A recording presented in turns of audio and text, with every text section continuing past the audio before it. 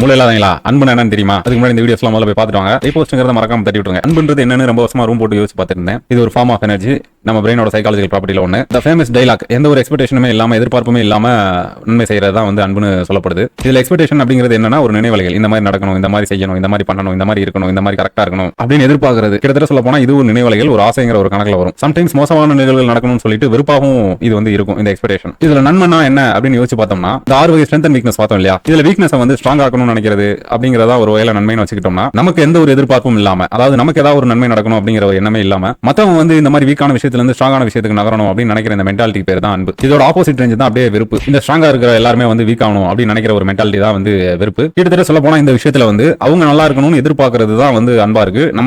நமக்காக எதிர்பார்ப்பு இல்லாம அவங்களுக்காக எதிர்பார்க்கறது தான் அன்பா இருக்கு. ஆனா இந்த வெறுப்புங்கிற விஷயத்துல நமக்கான எதிர்பார்ப்பு இருக்கும், அவங்க வந்து நல்லா இருக்க கூடாது அப்படிங்கிற ஒரு எதிர்பார்ப்பு இருக்கும். சோ மத்தவங்க மேல வைக்கிற அன்பு அப்படிங்கிறது நம்ம ஆசையை அவங்க நிறைவேற்றுறதுக்கான வழியை வகுக்குது அப்படிங்கிற பட்சத்துல நம்ம அடுத்தவங்க மேல வைக்கிற அன்புங்கிறது ஒரு அதிகாரத்தை குறிக்கிற சொல்லாதான் நான் பாக்குறேன். இதனால கடைசியில் உங்களுக்கு என்ன கிடைக்க போகுதுன்னு கேட்டா வலியும் வேதனையும் தான் கிடைக்கும். நிச்சயமா அன்பு அப்படிங்கிறதோட பாதையோட இறுதி வலியும் வேதனையுமா தான் இருக்கும். சோ உங்களுக்கு ஒண்ணு தேவை அப்படிங்கிற பட்சத்துல அன்புங்கிற ஒரு விஷயத்தை அறுக்க பழகிதான் ஆகணும், வேற வழியே இல்ல. சுகுமார் பாத்தீங்கன்னா அன்பு அறுத்துட்டான், தேனோஸ் கமராவை தூக்கி போட்டான். ஒரு மூவில இருக்கிற ஹிடன் டீடைல்ஸ்க்கான இதுக்கான மீனிங் என்ன அப்படின்னா, இவன் அன்பு அறுத்தாதான் கடைசியில வந்து விசன் அப்படிங்கிற ஒரு விஷயத்துல அவனோட மைண்டை வந்து ஒருநிலைப்படுத்துறதுக்கு உதவியா இருக்கும். அன்புங்கிறது அதிகாரம் பண்ணும்னா நம்ம அடிமைப்படுத்துமான்னு கேட்டா ஆமா, டெஃபினட்டா பண்ணும். ஒரு தாய் வந்து ஒரு மகன் மேல அன்பு வச்சிருக்கா, அதனால அவனை வந்து டாக்டர் ஆக்கியே தீருவேன் அப்படிங்கிற கட்டாயத்துல இருக்கா அப்படின்னா, ஆனா அவனுக்கு வந்து ஒரு டீச்சர் ஆகணும் அப்படின்னா அவனை அந்த பாதையில விட்டுட்டு இவன் அடிமைப்படுத்தி டாக்டர் ஆக்குறாங்கிற கணக்குல தான் வரும். அவன் வேண்டாம் வெறுப்பு அந்த வேலையை பார்த்துட்டு இருப்பான். அன்பு வெறுப்பு இதுல ஒரு பிரச்சனை என்னன்னா, ஒவ்வொருத்தர் மேல ஒவ்வொரு யூனிட்ல அன்பு வைக்கிறோம்னு வச்சுக்கோங்க, 2 யூனிட்ல 4 யூனிட்ல அப்படின்ற பட்சத்துல இது ஒரு தீண்டாமை குறிக்கிற மாதிரி தான் இருக்கும். ஏன்னா இது அது நோக்கி தான் நகர்த்தும். ஏன்னா நான் இதை பண்ணுவேன், நீ இதை பண்ணக்கூடாது, அந்த அதிகாரமும் இதுக்குள்ள வர ஆரம்பிச்சிடும், இந்த அன்புக்குள்ள வர ஆரம்பிச்சிடும். இதே மாதிரி வேற வேற ஆள் மேல வேற வேற யூனிட்ல அன்பு வச்சீங்க அப்படின்னா அதுக்கு பேர் ஏற்றத்தாழ்வு. ஒரே சமமான அளவு ஒரே ஒரு யூனிட் மட்டும் அன்பு வைக்கிறீங்க எல்லாரும் மேலேயும் அப்படின்னா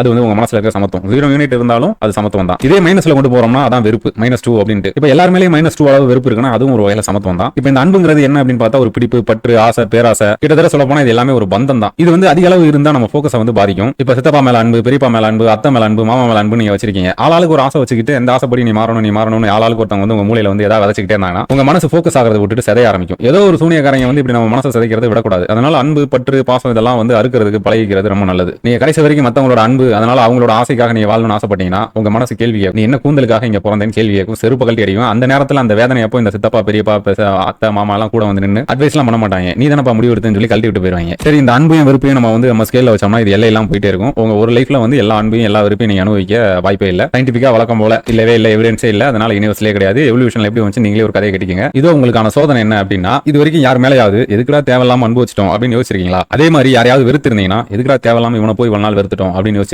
கமெண்ட் செக்ஷன்ல அவங்களை டேக் பண்ண முடிஞ்சா டேக் பண்ணி விட்டுருங்க.